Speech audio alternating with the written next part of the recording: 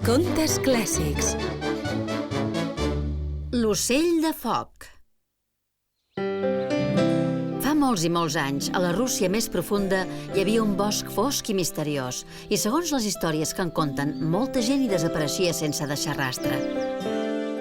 Un dia, un jove príncep de nom Ivan va decidir explorar aquell bosc tot sol. Amb gran valentia, el príncep Ivan es va endinsar entre els arbres. El camí aviat es va fer fosc i encara més a mesura que el frondós fullatge anava tapant el cel. L'Ivan va quedar astorat en veure l'ombra d'un home entre els arbres. El va cridar, però ningú no va respondre. Quan s'hi va apropar, es va adonar que l'home en realitat era una estàtua de pedra, una estàtua molt realista d'un home que s'ajupia per acariciar un gos de pedra. Al llarg del senderol, l'Ivan va veure més estàtues estranyes com aquella i li va agafar por. Estava a punt d'arrencar a córrer quan, de cop i volta, una llum encegadora ho va il·luminar tot. Voleiant sobre el cap de l'Ivan hi havia un ocell màgic que brillava amb una llum radiant i escalfava amb la calidesa del sol. L'ocell de foc era l'ocell més bonic que havia vist mai. El va seguir a través del bosc i el va agafar amb cura de no fer-li mal. L'ocell va suplicar a l'Ivan: Sisplau, deixeu-me anar. Si em tanqueu en una gàbia, em moriré. A l'Ivan li va fer pena aquell animal resplendent i el va deixar anar. L'ocell de foc va volar fins a una branca i va deixar caure suaument una de les seves plomes brillant sobre la mà de l'Ivan. Gràcies, sou molt amable, jove príncep. Feu servir aquesta ploma per cridar-me si mai us trobeu en perill. I havent dit això, el sorprenent ocell de foc se'n va anar volant.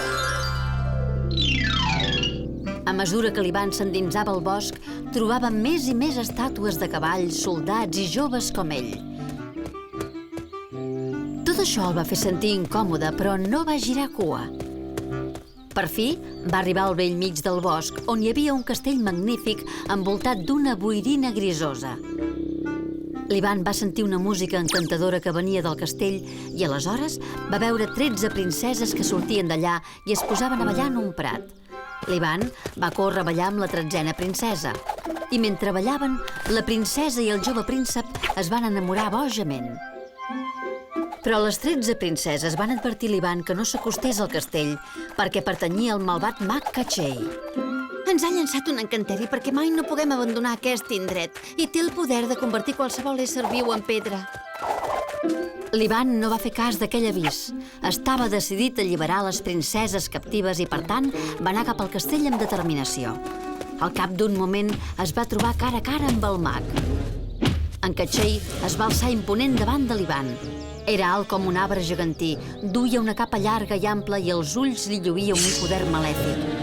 Però abans que l'Ivan pogués alçar la veu o l'espasa per lluitar, el mag va llançar un encanteri al jove príncep. De cop va sentir com els peus se li endurien com una pedra i una fredor començava a pujar-li cames amunt. Al cap d'un moment es transformaria en una estàtua com els altres joves que havia vist abans al bosc. Tot d'una, l'Ivan va recordar la promesa que li havia fet l'ocell de foc i es va treure la ploma brillant de la butxaca. Ajuda'm! Estic en greu perill! Fidel a la seva paraula, l'ocell de foc va aparèixer a l'instant. Va començar a volar al voltant d'en Kachei, tot cantant una cançó màgica que l'obligava a ballar.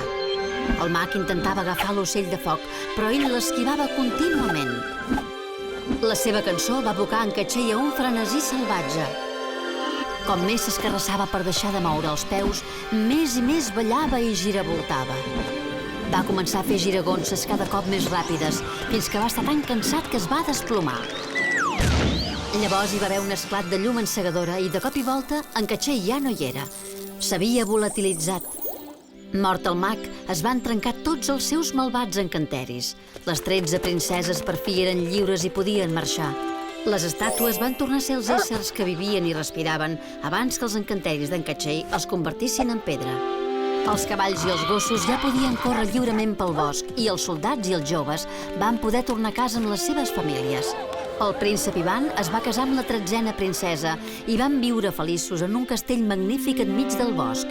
De vegades, l'Ivan veia la resplendor de l'ocell de foc entre els arbres. Encara avui dia, l'ocell de foc vola en llibertat pel bosc i canta les seves cançons màgiques.